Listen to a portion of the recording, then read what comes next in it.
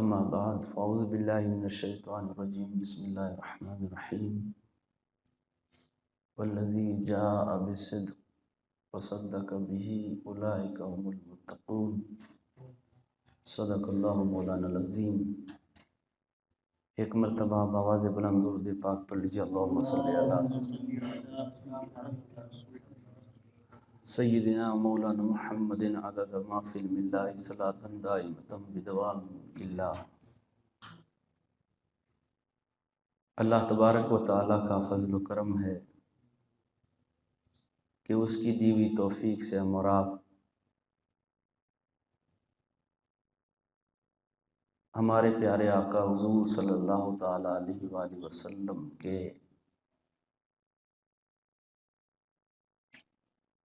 ایک محبوب کا، ایک یار کا ذکر کرنے بیٹھے ہیں۔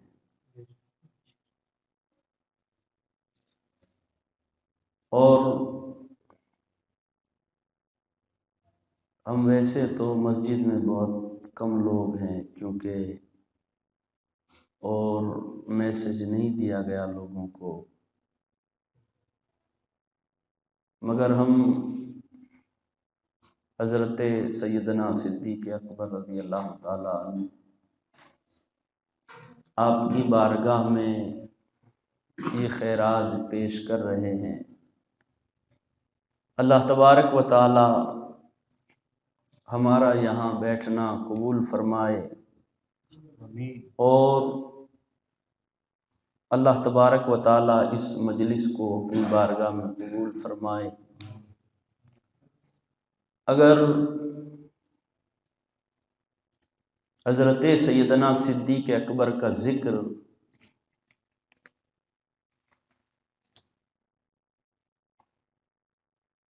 ہم نہیں بلکہ پوری کائنات اگر حضرت صدیق اکبر کا ذکر کرے تب بھی آپ کا ذکر کا جو حق ہے وہ ادا نہیں ہو سکتا۔ تمام اولیاء، تمام اقطاب، اغواص، پوری دنیا کے اولیاء جمع ہو کر بھی آپ کا ذکر کریں تب بھی حق ادا نہیں ہو سکتا، اس لیے کہ آپ کا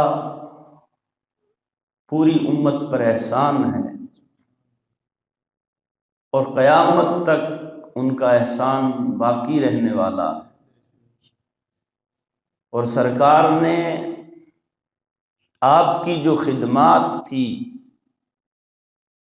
وہ خدمت صرف حضرت ابوبکر صدیق نے سرکار کی نہیں کی، بلکہ آپ نے مسلمانوں کی، صحابہ کی، اور آنے والے مسلمانوں کے لیے آپ نے خدمت کی، اور آپ نے احسان امت پر کیا۔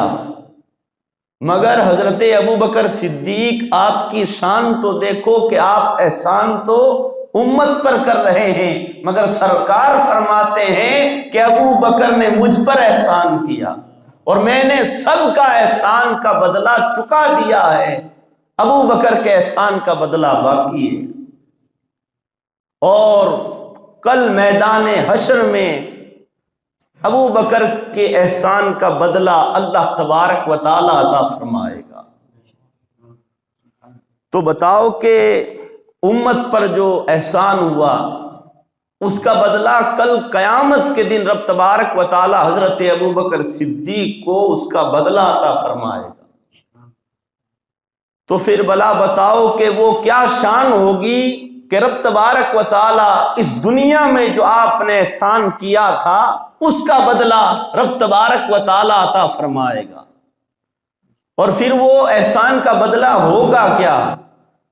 روایت میں آیا ہے کہ جب میدان حشر کے اندر ساری انسانیت موجود ہوگی، تمام انبیاء کرام موجود ہوں گے، تمام اولیاء کرام موجود ہوں گے، تمام مسلمان، تمام انسانیت وہاں موجود ہوگی، اس وقت رب تبارک و تعالی اپنا جلوہ ان ساری مخلوق کو دکھائے گا.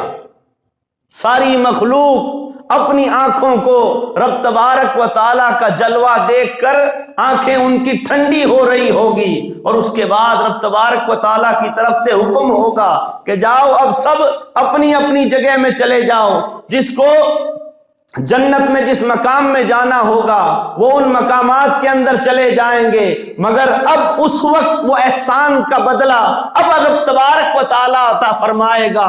پھر تنہا ابو بکر صدیق کو بلائے گا اور اکیلے ہی ابو بکر صدیق کو اپنا جلوہ عطا فرمائے گا. ایک تو ساری کائنات کھڑی ہو، تمام اولیاء اکرام کھڑے ہو، تمام انبیاء کھڑے ہو، ان کا مقام اور ان کی شان ایک طرف، ان کو رب تبارک و تعالیٰ ان تمام مخلوق کو اپنا دیدار کرا رہا ہے، اور ایک جگہ پر ابو بکر صدیق کو دیدار کرا رہا ہے. تو بتاؤ کہ حضرت ابو بکر صدیق کی کیا شان ہے. اور بتاؤ کہ جب غار ثور میں تھے حضرت ابو بکر صدیق، تو سرکار صلی اللہ علیہ وسلم کا دیدار کرنے والے تنہا حضرت ابو بکر صدیق تھے. جب اللہ کے محبوب کو تنہا ابو بکر دیکھ رہے ہیں تو کل میدان حشر میں اللہ کو ابو بکر تنہا دیکھ رہے ہیں. یہ ابو بکر صدیق کی شان ہے کہ محبوب خدا کو جب ابو بکر اکیلے دیکھ رہے ہیں تو کل میدان حشر میں بھی ابو بکر اللہ کو تنہا دیکھ رہے ہوں. یہ اتنی بڑی شان، اس سے آگے تو کوئی بات ہے ہی نہیں کہ اللہ کو اکیلے کھڑے کھڑے حضرت ابو بکر صدیق دیکھ رہے ہوں. اس کے بعد تو بات ہی پوری ہوگی، کیونکہ سرکار نے فرمایا کہ اللہ تبارک و تعالی ابو بکر کو احسان کا بدلہ عطا فرمائے گا. اور رب تبارک و تعالیٰ کے دیدار سے بڑھ کر کون سا انعام ہو سکتا ہے. جنتی جب جنت میں چلے جائیں گے، ہر ایک کو الگ الگ مقام دے دیا جائے گا، ہر ایک کو الگ الگ درجے دے دیے جائیں گے، مگر اس کے باوجود بھی جنتیوں کی حالت یہ ہوگی کہ جنتی اس وقت بھی ایک تمنا کر رہے ہوں گے. ان کے دل میں ایک تمنا باقی ہوگی. وہ تمنا کیا ہوگی کہ مولا ہم نے دنیا کے اندر تیری عبادت کی، تیرا ذکر کرتے رہے، اے مولا جو تو نے حکم دیا تھا ہم اس پر چلتے رہے، اے مولا تو نے ہمیں اس کا بدلہ دے دیا ہے، مگر اے مولا ایک چیز اور ہمارا دل مانگتا ہے. رب تبارک و تعالیٰ کی طرف سے پوچھا جائے گا کہ بتاؤ اب تم کیا چاہتے ہو؟ تو سارے جنتی چاہیں گے کہ مولا اب ہم تیرا دیدار چاہتے ہیں، اب ہم تیرا دیدار چاہتے ہیں. تو بتاؤ کہ حضرت ابو بکر صدیق کو تو رب تبارک و تعالیٰ نے جنت میں جانے سے پہلے ہی اپنا دیدار عطا فرما دیا. جنت میں جانے کے باوجود بھی وہ رب تبارک و تعالیٰ کے دیدار کے لیے تڑپیں گے. اور جنت میں حضرت ابو بکر صدیق آپ کہاں رہیں گے؟ آپ کا مقام کیا ہوگا؟ آپ کو کون سا درجہ ملے گا؟ آپ کے درجے کے لیے، آپ کے جنت میں آپ کو کون سا مقام ملے گا؟ اس کے لیے دعا بھی ہمارے سرکار نے فرمائی. وہ کب آپ نے دعا کی؟ جس وقت حضرت ابو بکر صدیق آپ غار ثور کے اندر داخل ہو رہے تھے. حضور صلی اللہ علیہ وسلم سے فرمایا یا رسول اللہ آپ یہیں پر ٹھہرو، میں اندر غار میں جاتا ہوں اور وہاں دیکھتا ہوں کہ کہیں کوئی جانور نہ ہو، کوئی تکلیف دینے والی چیز نہ ہو. یا رسول اللہ کہیں آپ کو تکلیف ہو جائے گی، پہلے میں غار میں جاتا ہوں. آپ غار میں گئے، اور آپ جب غار میں گئے تو اس غار کے اندر آپ نے دیکھا کہ کئی بل بنے ہوئے ہیں. تب آپ نے ان بلوں کو ڈھکنے کے لیے اپنا کرتا مبارک اتار لیا اور اسے پھاڑ کر ان بلوں کو بند کرتے رہے. آپ نے اپنے جتنے بھی کپڑے اوپر جو ڈھکے ہوئے تھے ان تمام چادروں کو اور کرتے کو، ان تمام کو آپ نے ان بلوں کے اندر ڈال دیا، اور آپ کی جو سطر چھپی ہوئی تھی اس پر وہ ایک تہبند تھی، اس پر وہ ایک کپڑا تھا، اور آپ نے تمام کپڑے ان بلوں کے اندر لگا دیے. پھر ایک بل باقی رہ گیا. आपने कहा कि इस पर तो मैं मेरी एड़ी रख दूंगा, इस पर तो एड़ी रख दूंगा। और जब आपने सफाई भी कर दी, एड़ी भी रख दी, उसके बाद हुजूर सल्लल्लाहु अलैहि वसल्लम को आपने कहा या रसूल अल्लाह आप अंदर तशरीफ ले आइए, आप अंदर तशरीफ ले आइए। जिस वक्त हुजूर सल्लल्लाहु अलैहि वसल्लम गार के अंदर गए, तब आपने देखा कि हजरत अबू बकर सिद्दीक के जिस्म पर कपड़ा नहीं है। आपने कहा अबू बकर ये क्या हालत बना ली है, अबू बकर तेरी क्या हालत हो गई है।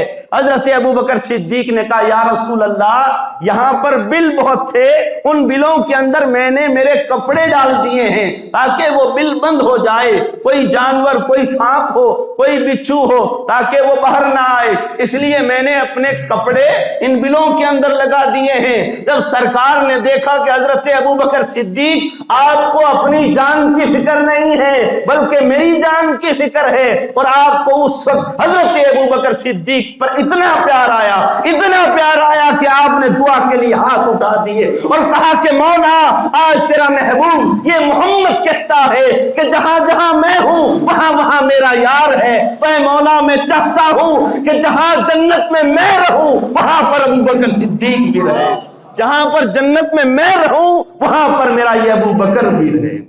तो बताओ कि हजरत अबू बकर सिद्दीक की क्या शान है।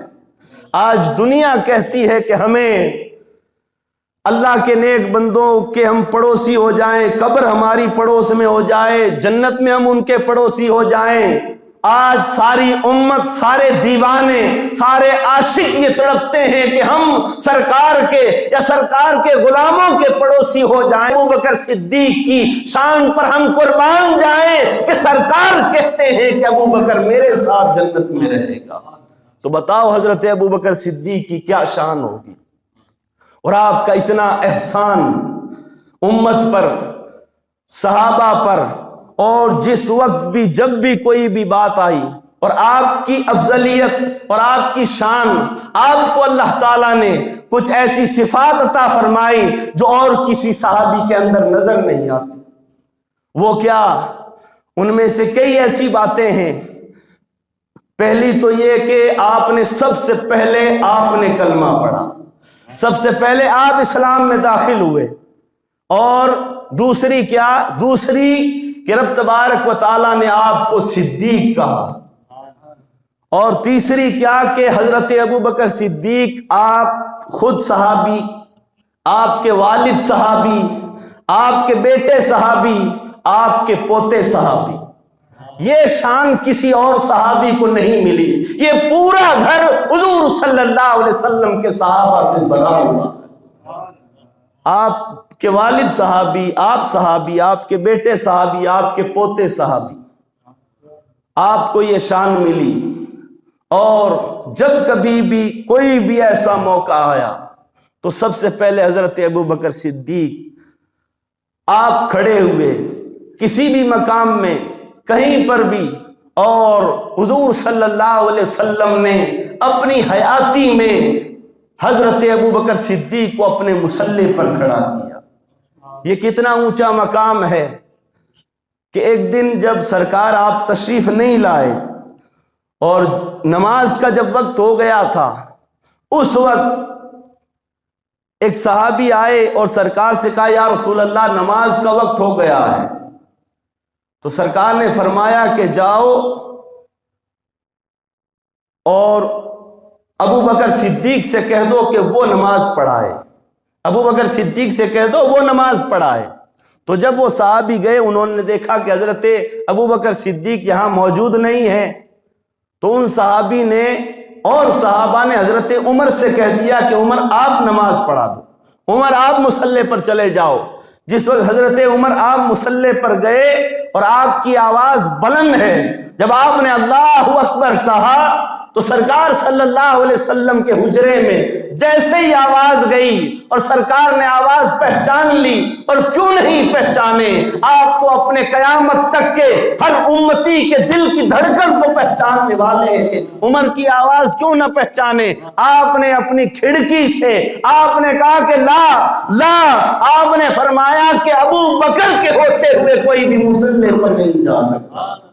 حضرت عمر آپ مسلح پر گئے مگر سرکار نے منع فرما دیا کہ ابو بکر کے ہوتے ہوئے کوئی بھی مسلح پر نہیں جا سکتا۔ آپ نے یہ پوری امت کو پیغام دے دیا کہ اگر میرے بعد کوئی امت کو سنبھالنے والا یا امت کی ڈور کو سنبھالنے والا یا پوری امت کا اگر امیر ہونے والا ہے تو وہ ابو بکر صدیق کی ذات ہے۔ یہ شان رب تبارک و تعالیٰ نے آپ کو عطا فرمائی۔ آپ بچپنے کے اندر بھی سرکار کے ساتھ میں رہے، جوانی بھی آپ نے سرکار کے ساتھ میں گزاری، اور آپ کی عمر جو آخری عمر ہے وہ بھی حضور صلی اللہ علیہ وسلم کے ساتھ۔ اور دیکھو کہ آپ حضور صلی اللہ علیہ وسلم کے مزار میں بھی آپ ساتھی ہیں۔ یہ بھی کیا ہوا کہ جب آپ غار کے اندر پہلے داخل ہوئے تھے اور آپ نے جب صفائی کی، سرکار نے جب دعا فرمائی اور آپ نے بھی کہہ دیا کہ ابو بکر تو پہلے غار میں تو گیا ہے اور غار میں پہلے تو جا کر تو نے میرے لیے جگہ بنائی ہے، ابو بکر پہلے مزار میں میں جاؤں گا، اس کے بعد تو میرے مزار میں آئے گا تاکہ میں تیرے لیے مزار میں جگہ بنا دوں۔ یہ حضرت ابو بکر صدیق کی ذات ہے، آپ کا یہ مقام ہے کہ جن سے خود سرکار صلی اللہ علیہ وسلم محبت فرمائے اور جن سے مشورہ سرکار صلی اللہ علیہ وسلم لے، وہ حضرت ابو بکر صدیق کی ذات ہے۔ تو ہم لوگ خوش نصیب ہیں کہ ہمیں اللہ تبارک و تعالیٰ نے یہ توفیق دی کہ ہم سے جتنا ہو سکے جیسا ہو سکے آج ہم اللہ تعالیٰ کے محبوب اور حضور صلی اللہ علیہ وسلم کے یار غار مصطفیٰ حضرت سیدنا صدیق اکبر کا ذکر کر رہے ہیں۔ اور الحمدللہ حضرت ابو بکر صدیق آپ ہمارے سلسلہ نقشبند کے آپ امام بھی ہیں، ویسے آپ پوری امت کے امام ہیں اور خاص آپ سلسلہ نقشبند کے آپ امام۔ حضرت ابو بکر صدیق کو صدیق کہا گیا، اور صدیق کسے کہتے ہیں؟ قرآن میں اللہ تعالیٰ نے کئی اپنے انبیاء کرام کو، حضرت ابراہیم علیہ السلام کو رب تبارک و تعالیٰ نے صدیق کہا، حضرت اسماعیل علیہ السلام کو رب تبارک و تعالیٰ نے صادق کہا، حضرت یوسف علیہ السلام کو رب تبارک و تعالیٰ نے صدیق کہا۔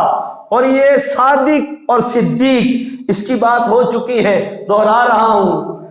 صادق کہتے ہیں سچ بولنے والے کو، اور صدیق بھی کہتے ہیں سچ بولنے والے کو۔ اب اس کے اندر اگر اور آگے بڑھے تو صادق اسے کہتے ہیں جو کوئی واقعہ دیکھے اور ہو بہو آ کر ویسا کہ ویسا بتا دے، اسے صادق کہتے ہیں۔ اور صدیق کسے کہتے ہیں؟ صدیق اسے کہتے ہیں اگر اس نے کچھ دیکھا بھی نہ ہو، واقعہ بھی نہ دیکھا ہو، اپنی زبان سے بیان کر دے اور مولا تبارک و تعالیٰ وہی فرما دے، اسے صدیق کہتے ہیں۔ اور آپ تو صدیق اکبر ہیں۔ اس کی مثال آپ یوں سمجھو کہ حضرت یوسف علیہ السلام آپ جب قید میں تھے، اس وقت دو بادشاہ کے، جو امیر بادشاہ جو مصر کا بادشاہ تھا، اس کے خاص خادم تھے۔ ایک کا کام تھا کہ وہ بادشاہ کو شراب پلایا کرتا تھا، دوسرے کا کام تھا کہ وہ روٹیوں کے اس مطبخ کے اندر وہ کام کیا کرتا تھا۔ اور جب ان دونوں کو لالچ آیا تو انہوں نے کہا کہ ہم کیوں نہیں بادشاہ کو زہر دے دیں۔ تو انہوں نے جب بادشاہ کو زہر دینے کی جب پلاننگ کی تو ان کی یہ چوری پکڑی گئی اور بادشاہ نے انہیں قید خانے میں بند کر دیا، جہاں پر حضرت یوسف علیہ السلام آپ بھی موجود تھے۔ اور جب وہ قیدی وہاں پر آئے، انہوں نے وہاں قید میں دیکھا کہ جتنے بھی قیدی ہیں وہ سارے کے سارے حضرت یوسف علیہ السلام کے سامنے ایسے بیٹھتے ہیں جیسے پیر بنے ہوئے ہیں اور وہ مرید بنے ہوئے ہیں۔ ایسے وہ سارے کے سارے بیٹھتے حضرت یوسف علیہ السلام کے سامنے، باتیں سنتے تھے، کوئی کچھ نصیحت لیتا، کوئی کچھ بات لیتا، آپ سے ہر وقت رات دن ہر وقت آپ کے سامنے بیٹھتے، آپ کی خدمت کرتے تھے۔ انہوں نے دیکھا کہ یار دیکھو، ہم تو بادشاہ کے خادم رہ چکے ہیں، ہمارے پاس یہ کوئی نہیں آتے، ہمارے پاس کوئی نہیں بیٹھتا، اور یہ یوسف اس کا کوئی پتہ نہیں، یہ تو غلام تھا اور یہاں تک آ پہنچا ہے، اس کے پاس میں اتنے یہ بیٹھتے ہیں، اس کی باتیں سنتے ہیں، اور سنا ہے کہ یہ خواب کی تعبیریں بھی بتاتا ہے، خواب کی تعبیر بتاتا ہے۔ تو انہوں نے کہا کیوں نہیں ہم اس کا راز کھول دیں، اس کی اصلیت بتا دیں، اس کو پھنسا کر رکھ دیں، ان سارے لوگوں کے سامنے اس کی بے عزتی کر دیں۔ تو کہا کیا کریں؟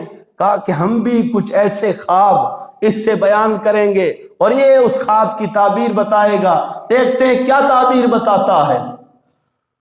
تو ایک دن وہ صبح اٹھے اور قیدی بھی حضرت یوسف علیہ السلام سے اپنا اپنا خواب بیان کر رہے تھے، وہ بھی چلے گئے اور انہوں نے کہا کہ ہم نے بھی خواب دیکھا ہے۔ تو آپ نے کہا تم نے کیا خواب دیکھا ہے؟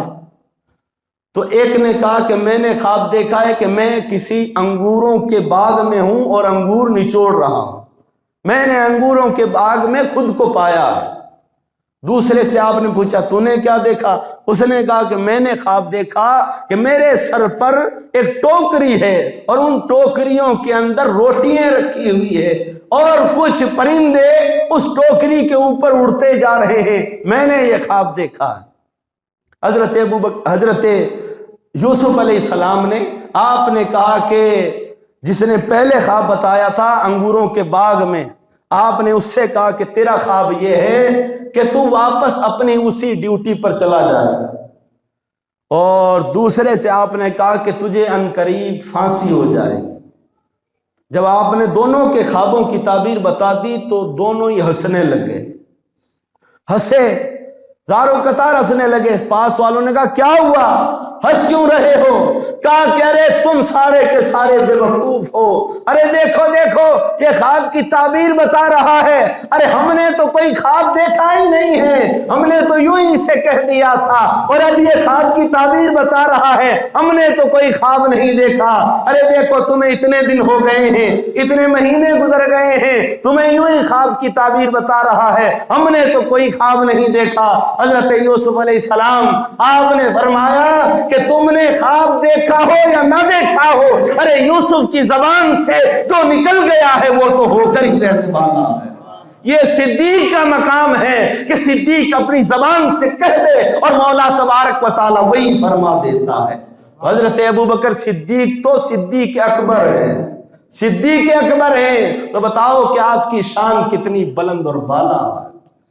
ہم خوش نصیب ہیں کہ ہمیں اللہ تعالیٰ نے یہ توفیق دی کہ ہم ان کا ذکر کر رہے ہیں، تاکہ ہماری بھی نظر کل میدان محشر میں ہم پر حضرت ابوبکر صدیق کی نظر پڑ جائے، آپ کا ساتھ ہمیں نصیب ہو جائے، آپ کی دعا ہمیں مل جائے، آپ کی توجہ ہمیں مل جائے، آپ کا فیض ہمیں مل جائے، اس لیے کہ ہم ذکر کر کے ان کی شان اور ان کا حق ادا نہیں کر سکتے ہیں۔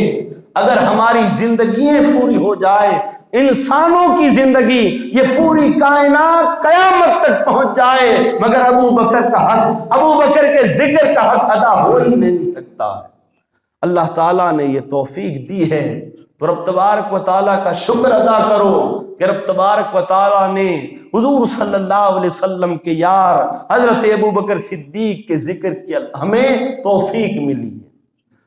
اور حضرت ابوبکر صدیق آپ ہمارے امام ہیں سلسلہ نقشبند کے، تو یہاں سے اس بات سے کہ ایک مرتبہ حضور صلی اللہ علیہ وسلم نے، آپ نے حضرت ابوبکر صدیق کو اپنی انگوٹھی دی اور دے کر کہا ابوبکر جاؤ اس پر لا الہ الا اللہ لکھوا کر لاؤ۔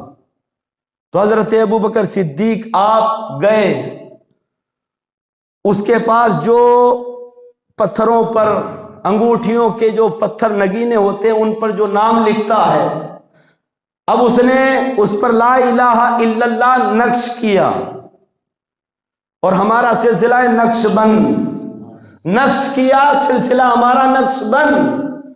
اور دیکھو کہ یہاں پر سرکار نے کسی اور صحابی سے یوں نہیں فرمایا، آپ نے انگوٹھی دی ابوبکر صدیق کو، یہ کام بھی سونپا ابوبکر صدیق کو، امام بھی ہوئے سلسلہ نقش بند کے حضرت ابوبکر صدیق۔ آپ نے انہیں انگوٹھی دی، کہا جاؤ اس پر لا الہ الا اللہ لکھوا کر لاؤ۔ آپ نے اس لکھنے والے سے کہا لکھ دو لا الہ الا اللہ محمد رسول اللہ صلی اللہ تعالی علیہ وسلم۔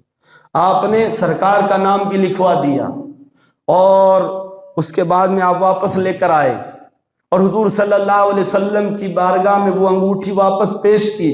سرکار صلی اللہ علیہ وسلم نے جب وہ انگوٹھی لی اور آپ نے جب دیکھا کہ اس میں لکھا ہوا ہے لا الہ الا اللہ محمد رسول اللہ صلی اللہ علیہ وسلم، آپ نے کہا ابو بکر یہ کیا کیا؟ میں نے آپ سے کہا تھا کہ اس پر لا الہ الا اللہ لکھوا کر لاؤ، تم نے محمد رسول اللہ میرا نام بھی لکھ دیا، اور میرا لکھا تم نے تمہارا ہی لکھ دیا، تمہارا بھی لکھ دیا۔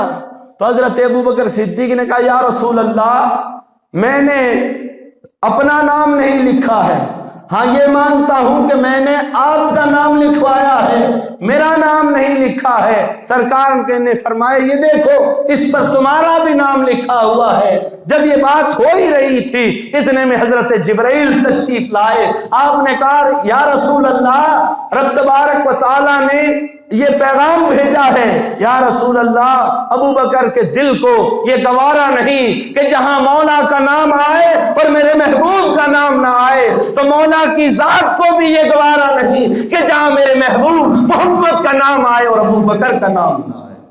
تو یہ ابو بکر کا نام اللہ تبارک و تعالیٰ نے لکھوا دیا۔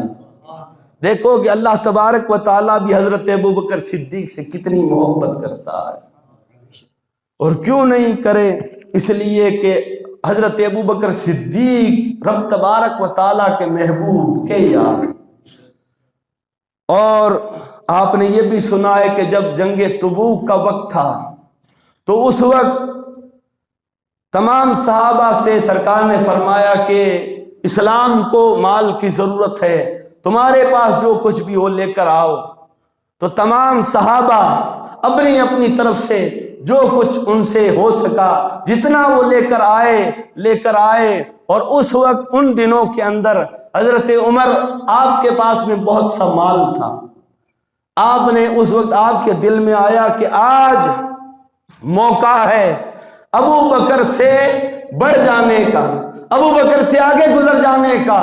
آپ نے اپنے سارے گھر کے اندر جتنا بھی مال تھا آپ نے اس مال کا آدھا وہ لیا اور لے کر سرکار کی بارگاہ میں پہنچ گئے۔ اور حضور صلی اللہ علیہ وسلم نے آپ نے جب دیکھا کہ حضرت عمر اپنا گھر کا مال لائے ہیں تو اس وقت حضور صلی اللہ علیہ وسلم نے حضرت ابو بکر صدیق سے پوچھا ابو بکر عمر کتنا مال لے آئے ہو، کتنا مال لے آئے ہو؟ تو حضرت عمر نے کہا یا رسول اللہ گھر کا آدھا مال لے آیا ہوں، گھر کا آدھا مال لے آیا ہوں۔ اب یہاں پر بھی غور کرنا کہ سرکار جو پوچھ رہے ہیں حضرت عمر سے کہ عمر کتنا مال لے آئے ہو، حضرت عمر نے کہا گھر کا آدھا مال لے آیا۔ اب وہ مال رکھا ہوا تھا، اتنے میں دیکھا تمام صحابہ کی نگاہ جب پڑی حضرت ابو بکر صدیق آپ آ رہے ہیں۔ آپ جب آ رہے تھے تو آپ کی کیفیت، آپ کا حال بدلا ہوا تھا۔ وہ بدلا ہوا کیا تھا کہ جب حضرت ابو بکر صدیق اپنے گھر مال لینے کے لیے گئے، آپ نے اپنے بچوں کے کانوں میں جو بوندے پہنے ہوئے تھے وہ بھی اتار لیے تھے۔ آپ نے گھر کے اندر جتنی بھی چیزیں تھیں ان ساری چیزوں کو جمع کر کے ایک چادر میں لپیٹ کر لے کر روانہ ہونے لگے۔ آپ نے پھر دیکھا کہ گھر میں کوئی چیز باقی نہ رہ جائے۔ آپ نے ہر دیوار پر یوں ہاتھ پھیر پھیر کر دیکھا کہ کہیں گھر میں سوئی بھی نہ رہ جائے، اور اس کے بعد جب لے کر روانہ ہونے لگے پھر خیال آیا ابو بکر ابھی تیرا لباس رہ گیا ہے، اس لباس کو بھی اتار دے، شاید کسی کے لیے ضرورت ہو جائے، شاید کسی کے کام آ جائے۔ حضرت ابو بکر صدیق نے اپنا لباس بھی اتار دیا اور ایک بوری ٹاٹ اس کو آپ نے اپنے جسم پر یوں لپیٹ لیا، اور لپیٹ کر آپ نے بٹن کی جگہ کانٹے ڈال لیے۔ آپ نے ایسا لباس بنا کر اس کے بعد وہ گٹھری اٹھا کر جب لے کر آ رہے تھے، صحابہ نے جب حضرت ابو بکر صدیق کی یہ حالت، آپ کی یہ کیفیت دیکھی، سب کی آنکھیں کھلی کے کھلی رہ گئی۔ حضرت عمر بھی دیکھ رہے ہیں کہ ابو بکر صدیق آ گئے ہیں، میں تو گھر کا آدھا مال لے آیا ہوں، ابو بکر کیا لایا ہے؟ جس وقت حضرت ابو بکر صدیق سرکار کی بارگاہ میں پہنچے، وہ مال لے جا کر رکھا۔ اب دیکھو کہ سرکار نے عمر سے تو پوچھا تھا عمر کتنا مال لے آیا ہے، مگر اب یار آیا ہے، ابو بکر آیا ہے، تو اب سوال بھی بدل دیا ہے۔ اب ابو بکر سے پوچھتے ہیں ابو بکر گھر میں کیا چھوڑ آیا ہے، ابو بکر گھر میں کیا چھوڑ آیا ہے۔ اب آپ نے یوں نہیں پوچھا کتنا لایا ہے، آپ نے پوچھا گھر میں کیا چھوڑ آیا ہے۔ آپ نے فرمایا یا رسول اللہ، میرے گھر کے لیے تو اللہ اور اس کا رسول ہی کافی ہے، اللہ اور اس کا رسول چھوڑ آیا۔ آپ نے یوں فرمایا آپ کا یہ احسان ساری امت پر ہے اور قیامت تک آپ کا احسان ہے، اور اگر ہم قیامت تک آپ کا ذکر کرتے رہیں وہ احسان، وہ حق ادا نہیں ہو سکتا ہے۔ حضرت ابو بکر صدیق ابھی اسی حالت میں تھے، اتنے میں حضرت جبرائیل علیہ السلام آپ آئے۔ جب آپ آئے تو حضور صلی اللہ علیہ وسلم نے حضرت جبرائیل علیہ السلام ان کی حالت جب دیکھی، آپ ایک نگاہ حضرت جبرائیل کو دیکھتے ہیں، ایک نگاہ حضرت ابو بکر صدیق کو دیکھتے ہیں، ابو بکر صدیق کو دیکھ کر جبرائیل کو دیکھتے ہیں۔ سرکار نے پھر پوچھا جبرائیل تم نے یہ کیسی حالت بنا لی ہے، اور تم نے یہ ابو بکر سے ملتا جلتا لباس کیسے پہن لیا ہے، تمہارا وہ نوری لباس کہاں گیا ہے؟ حضرت جبرائیل نے کہا آقا، آج ابو بکر کی یہ ادا رب تبارک و تعالیٰ کو اتنی پسند آئی کہ رب نے حکم دے دیا ہے اے تمام ملائکہ آج نوری لباس اتار دو اور ابو بکر صدیق کا لباس پہن لو، ابو بکر کا لباس پہن لو، اس لیے کہ یار کی اس ادا کو رب تبارک و تعالیٰ نے اتنا پسند فرمایا۔ یا رسول اللہ، اللہ تعالیٰ نے آج تمام فرشتوں کو یہ لباس پہنا دیا۔ اب دیکھو کہ ہم چاہتے ہیں، انسان چاہتے ہیں اور مسلمان چاہتا ہے کہ میں کسی نیک کے راستے پر چلوں، ان جیسا لباس پہنوں، میرے پیر جیسا امامہ باندھوں، میرے پیر جیسا لباس پہنوں، ان کی طرح چلوں، ان کی طرح بولوں، ان جیسی اداؤں کو اپناؤں۔ مگر وہاں تو دیکھو کہ رب تبارک و تعالیٰ حضرت جبرائیل سے نہیں بلکہ تمام فرشتوں سے کہتا ہے کہ آج حضرت ابو بکر جیسا لباس پہن لو، اس کی ادا کو اپنا لو۔ تو اللہ تعالیٰ کو حضرت ابو بکر صدیق کی یہ ادا کتنی پسند آئی ہے۔ اور پھر یہیں پر بات پوری نہیں ہوئی، حضرت جبرائیل علیہ السلام نے آپ نے حضور صلی اللہ علیہ وسلم کی بارگاہ میں عرض کی یا رسول اللہ، رب تبارک و تعالی پوچھتا ہے۔ کیا پوچھ رہا ہے رب تبارک و تعالی؟ کہ یا رسول اللہ ابو بکر صدیق سے پوچھو، ابو بکر صدیق سے پوچھو کہ ابو بکر کیا تو اللہ سے راضی ہے؟ کیا تو اللہ سے راضی ہے؟ یہ کتنا اونچا مقام ہے۔ یہاں بات ختم ہو جاتی ہے کہ وہ رب پوچھے کہ ابو بکر سے پوچھو کہ ابو بکر مجھ سے راضی ہے۔ جب یہ حضرت ابو بکر صدیق نے سنا تو آپ مچل پڑے، آپ اس قدر مچل پڑے، آپ نے کہا یا رسول اللہ میں کون ہوتا ہوں جو میرے رب کے لیے کہوں کہ میں رب سے راضی ہوں، میں رب سے راضی ہوں، میں تو یہ چاہتا ہوں کہ میرا رب بھی مجھ سے راضی ہو جائے، میرے آقا بھی مجھ سے راضی ہو جائے۔ تو رب تبارک و تعالی حضرت ابو بکر صدیق سے ایسا راضی ہے کہ حضرت ابو بکر صدیق سے پوچھا جاتا ہے، اور حضرت ابو بکر صدیق آپ ہر شان میں سب سے اعلیٰ نظر آتے ہیں اور جامع نظر آتے ہیں، صرف یوں ہی نہیں کہ بس چل رہے ہیں، ہر شان میں سب سے جامع نظر آتے ہیں، ان کے شہنشاہ نظر آتے ہیں، سب کے امام نظر آتے ہیں۔ عشق میں دیکھو، علم میں دیکھو، تقوی میں دیکھو، خوف الہی میں دیکھو، خدمت میں دیکھو، کسی بھی سمت سے دیکھو، حضرت ابو بکر صدیق اعلیٰ ہی نظر آتے ہیں۔ جب سرکار صلی اللہ علیہ وسلم وصال فرما گئے، اس وقت آپ کی کیفیت یہ تھی. پھر اس وقت آپ اداس رہتے اور آپ حضور صلی اللہ علیہ وسلم کی یاد میں اس قدر آپ آہ بھرا کرتے تھے، آہ لیا کرتے تھے. اور آپ کے گھر والے کہتے کہ جس وقت حضرت ابوبکر صدیق آپ سانس لیتے تھے آپ کی سانس سے جلے ہوئے گوشت کی بو آتی تھی. آپ کا سینہ سرکار صلی اللہ علیہ وسلم کی جدائی میں، غم میں آپ کا سینہ جل گیا تھا. اور آپ کے وصال کے بعد جب حضرت عمر آپ کے گھر تشریف لائے تعزیت کے لیے، جس وقت گھر میں گئے جہاں پر حضرت ابوبکر صدیق لیٹا کرتے تھے، اس حجرے میں جب حضرت عمر گئے، آپ نے جب اس کمرے میں، اس حجرے میں جب نگاہ دوڑائی، آپ نے دیکھا کہ وہاں سے چھت جلی ہوئی ہے. آپ نے پوچھا رے تمہارا گھر کب جل گیا، تمہارا یہ گھر کب جل گیا؟ تو گھر والوں نے کہا ہمارا یہ گھر جلا نہیں، بلکہ ابوبکر صدیق کا حضور صلی اللہ علیہ وسلم کی جدائی میں تڑپ تڑپ کر آپ کا سینہ جل رہا تھا. اور جب آپ آہ لیتے تھے اس آہ کی وجہ سے، اس گرمی کی وجہ سے یہ چھت جل گئی. حضرت ابوبکر صدیق کا سرکار صلی اللہ علیہ وسلم کے وصال کے بعد بھی یہ حال ہوا. تو آپ حضور صلی اللہ علیہ وسلم سے اتنی محبت فرمانے والے اور آپ کی شان، آپ کا ذکر اگر ہم ہماری پوری زندگی کرتے رہیں تب بھی آپ کا ذکر پورا ہونے والا نہیں ہے. اللہ تعالیٰ نے ہمیں یہ توفیق دی ہے. رب تبارک و تعالیٰ ہمارا یہاں بیٹھنا اپنی بارگاہ میں قبول فرمائے. اللہ تبارک و تعالیٰ ہم سب کی بخشش مغفرت فرمائے. اللہ تعالیٰ ہمارے مشائخ کی عمروں میں برکتیں عطا فرمائے. حضرت سیدنا صدیق اکبر کا فیض عطا فرمائے، آپ کی توجہ عطا فرمائے. وما علینا الا البلاغ. استغفر اللہ ربی من کل ذنب.